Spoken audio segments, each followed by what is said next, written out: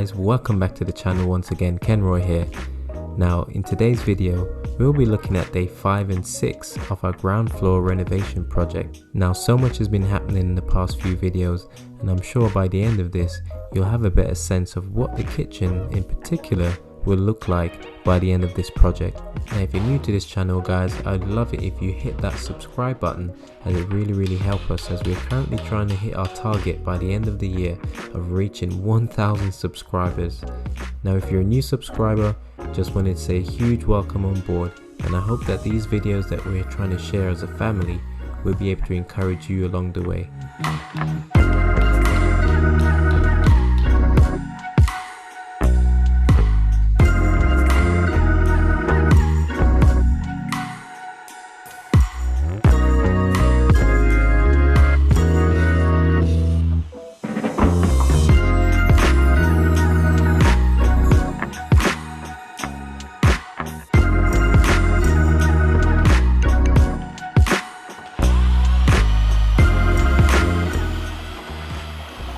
So that's called hard wall, and it's basically like, is it basically like plaster to fill, you know, damaged walls to get a level? This is what they call a backing plaster. In the old days you'd have had sand and cement. Oh, okay, got you. Yeah.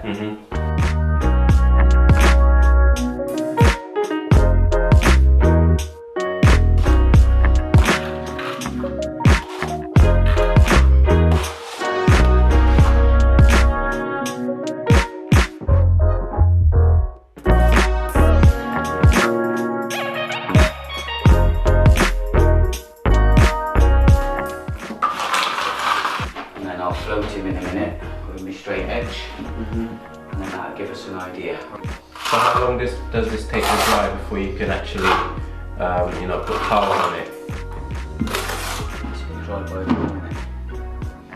The beauty of the hard wall is it goes off quite quick, so within an hour and a half, yeah, I can plaster straight onto that. No way. Yeah, that's why I like the hard wall, you see, because it's that flexible. Yeah. Whereas bonding and browning and stuff like that, you have to leave it till the next day. Like sand and cement rendering and stuff like that, you have to leave it till it's dry. So you see this, pretty quick. This is quite quick. But you see that doesn't need to be much better than that, because it's going to be tiled. But where this wall isn't wonderfully flat, we'll just give it a skim over, just to give me a better surface to lay on.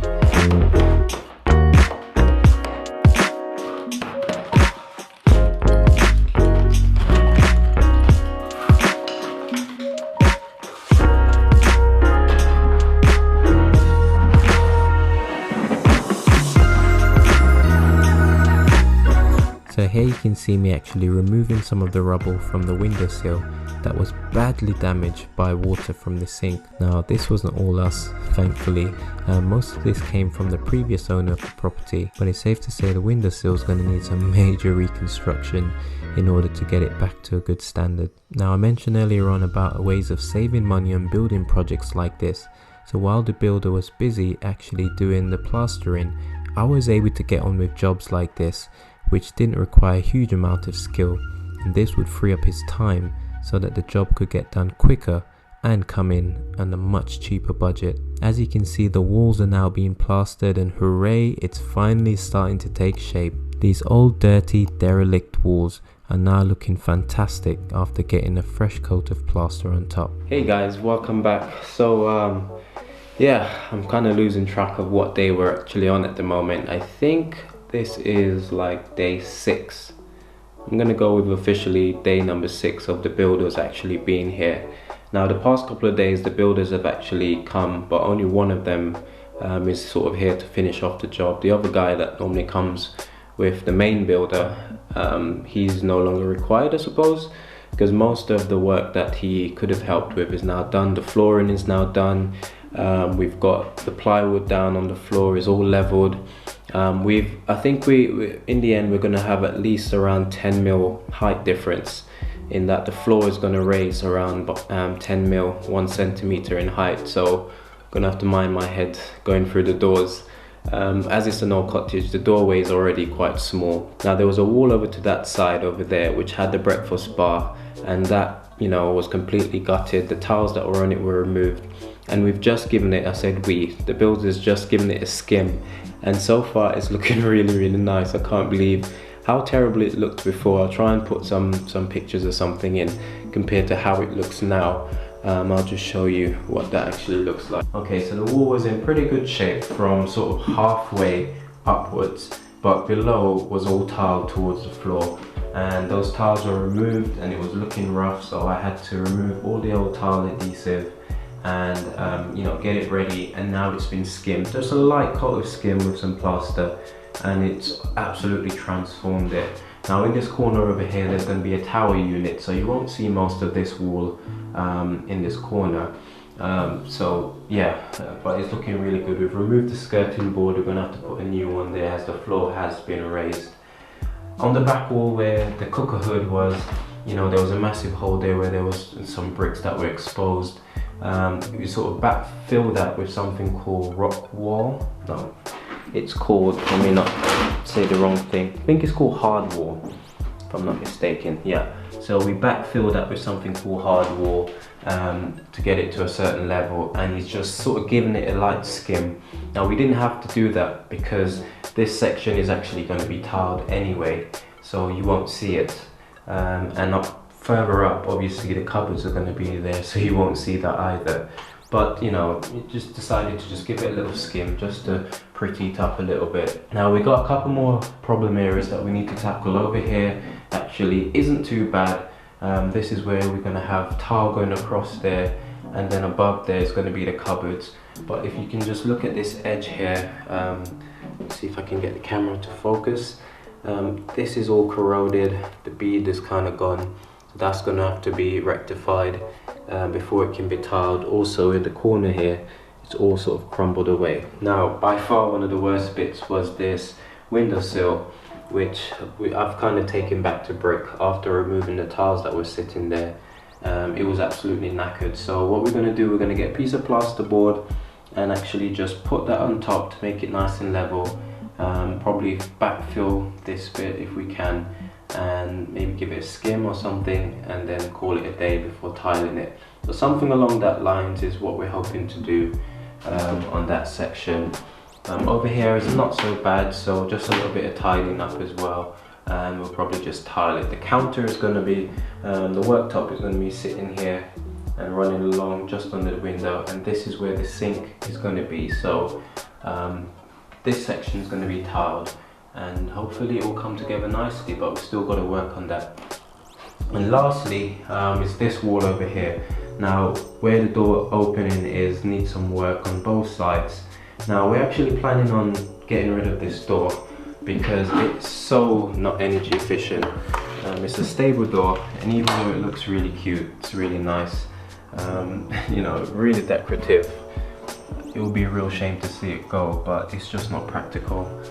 When we got it closed, you can actually, you know, on a day when there's lots of wind, you can actually feel the cold air, especially from this section, literally just blowing through. So it's not energy efficient by any stretch. It's not the most secure door either, so you know, we definitely are going to be changing that, probably for a UPVC. I wanted something stronger like a solid door, but unfortunately sort of composite doors dimensions are too big for this opening, so we'll have to get something that has to be bespokely made, and UPVC is probably the best bet. It's going to be a lot cheaper as well, so you know, we'll just have to factor that in. But we're going to be doing that last once everything is done, so we can get the right measurement of the height and the width of the door.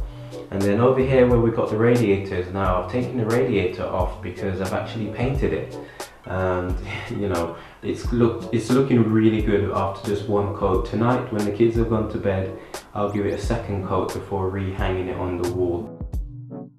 Okay guys, so if you know me and you know Sophia, our channel is also about saving money any way possible, and while doing this ground floor DIY project, we are trying to do this in the most cost effective way possible, which basically means that we will have to find some creative ways of actually saving money. And one of those ways in which we're able to save money was by painting these radiators instead of buying brand new ones. Now radiators can be super expensive, and because of this we decided to just give these a makeover rather than buy new ones. Now I'll do a future video showing you how I was able to do this step by step, but for now this is just a little teaser to show you what we actually had to do in order to make this a reality. Okay, and I have to say the radiator is looking absolutely amazing so far, so watch this space. I will be uploading a separate video of how I was actually able to get this done. We've actually raised it up because it's almost touching the floor, and I don't know why it was so low down. So as you can see, we removed the brackets and we actually raised it up, so it looks a lot better now. I had to do a bit of pipe work over here to get it to go a bit higher, but yeah, that's all done. And when it's actually on the wall, it looks amazing, especially with a fresh coat of paint.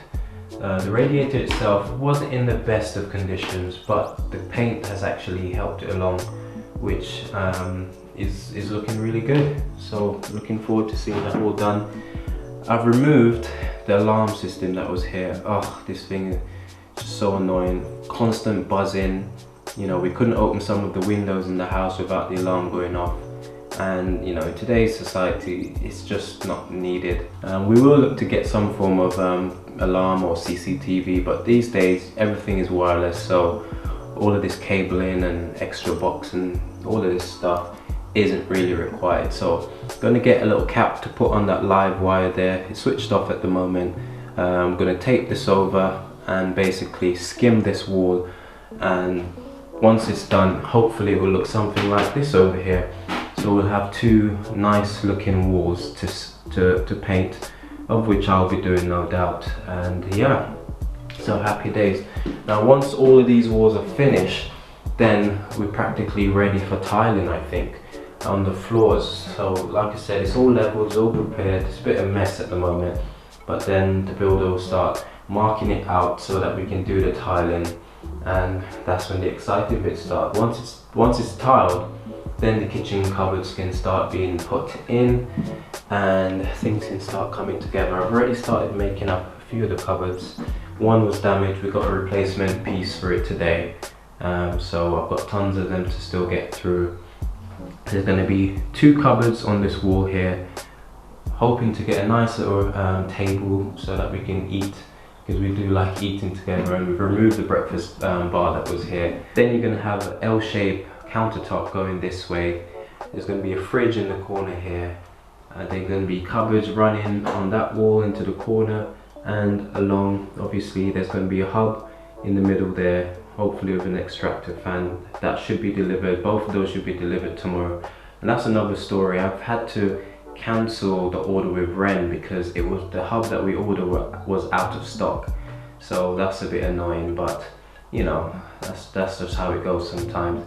I've cancelled it, and that's one of the things that we've found, that there's so many appliances that are currently out of stock at the moment because of the pandemic, and it really stands to reason that if you're getting something like a new kitchen, try to order ahead so that you can get stuff like your appliances secure, because like me, you don't want to get the kitchen delivered with no hub or no extractor fan, because you then have to go and search for something different that might not match you know, the color scheme or the aesthetics that you're looking for. And so that's what we had to do in the end. Cost us a bit more because we could only get what was available, and the dimensions, oh yeah, drama. But at the end of the day, you know, these things always take up more time. They always throw spanners in the works. You think it's going to be easy and smooth sailing, but it's not. You know, there's always drama. Like, I thought we would have finished this room already, but like I said, after removing tiles, we found, you know, cracks and crumbling plaster and all sorts, and it basically means that we have to take more time, more energy, more work for the builder, more cost, and that's why you need a contingency. But so far it hasn't been as bad as it could be. There's nothing structural, which I'm really happy for. I mean, this is like a 1870s house, so the fact that there's no serious structural issues is a good thing. Now I'm just waiting for the builder to come back with a few bits to tie off that electric socket, to finish skimming this wall behind, tidy up, and we're probably going to be nearly finished for the day. Work normally stops for him around 3:30 because he's got a bit of a journey to get back. I'm really grateful for this builder, honestly. I can't recommend him enough because he's gone above and beyond to help my family to get this project done at a reasonable cost. In a time when everything is so expensive and you know, builders are so busy, he made the time for us. So pretty much it for today. Just got a few more things to finish up, and hopefully the tiling might even start tomorrow. That would be really good. So day 6, even though technically it's more like day 8, because I did start like 2 days before ripping up those floor tiles. I mean, it feels like a distant memory now, but those things were no joke. Ripping up those floor tiles, but they're gone now, forgotten about. I've got them round back.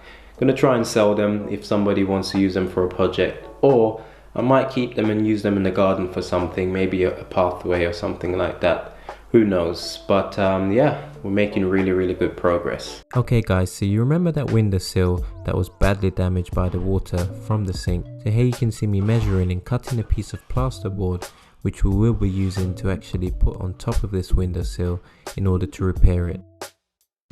First things first though, we needed to add a huge amount of plaster in order to create an adhesive to stick this piece of plasterboard to the windowsill. Once it was level and we were happy with it, the builder had to apply some plaster underneath, bearing in mind that this area will be tiled, so it didn't need to be perfect. Now if you're new to the channel and you're liking the content that you're seeing, don't forget to hit that subscribe button. We really do appreciate it. As always, this is Ken Roy saying, I'll see you in the next one. Take care.